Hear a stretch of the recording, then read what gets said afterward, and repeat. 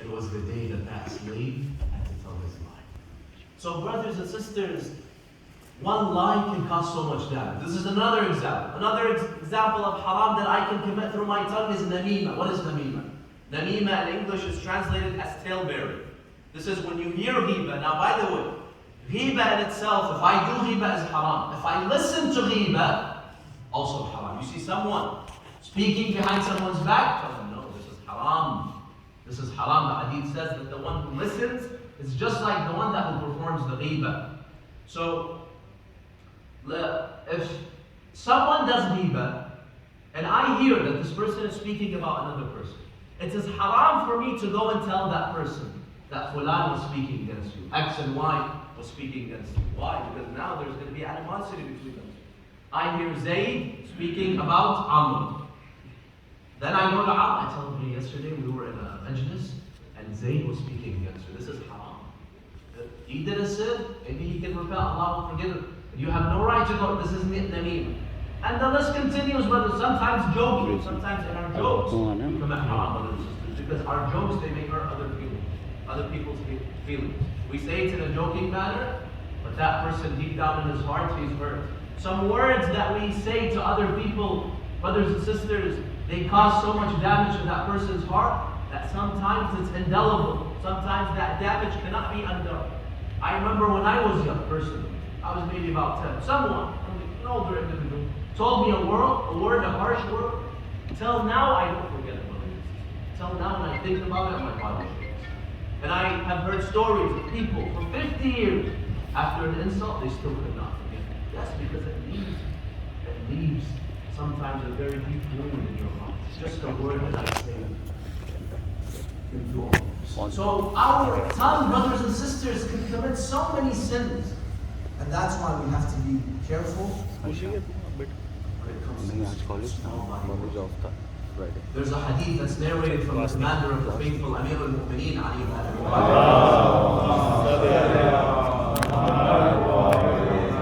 He says that our tongue every day, now this is metaphorically, symbolically, our tongue every day speaks to all the other body organs. The tongue asks the other body organs, how are you doing today? They all tell him one thing, they all tell the tongue one thing. We are fine as long as you don't get us in trouble. So stay quiet, we're okay. As long as you are quiet, alhamdulillah, life is good. Once you start talking, this is when we get in trouble. The tongue says something, but the whole body gets in trouble. The hand, the entire body has to pay for it. So please, have mercy upon us. We are punished because of you, and likewise, we are rewarded because of you. So say good things. Please don't get us in trouble. And now, brothers and sisters, when we say tongue, it's not just the physical tongue. Now it's also texting.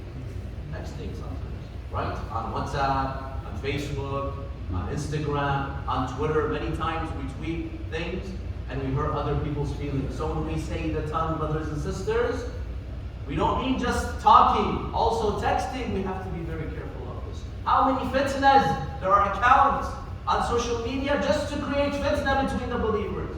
Just slandering fulan and this scholar and that alim and this masjid and that individual. Now this is also one of those examples, brothers and sisters, of controlling the tongue.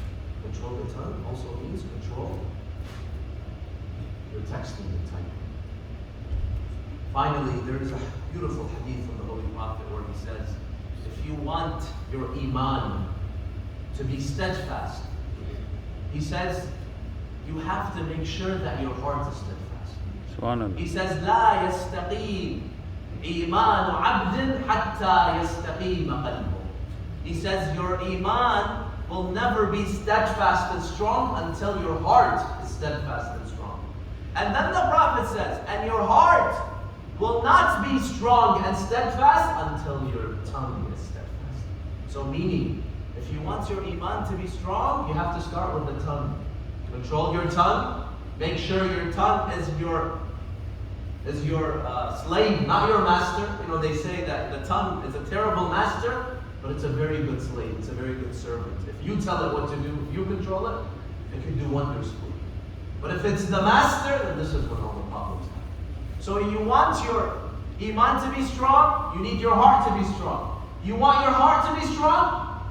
This is where you have to control your tongue, because your tongue has an effect on your iman, on your heart, both in good ways and bad ways. Inshallah, I will stop here for the first khutbah, and we will continue inshallah in the second khutbah.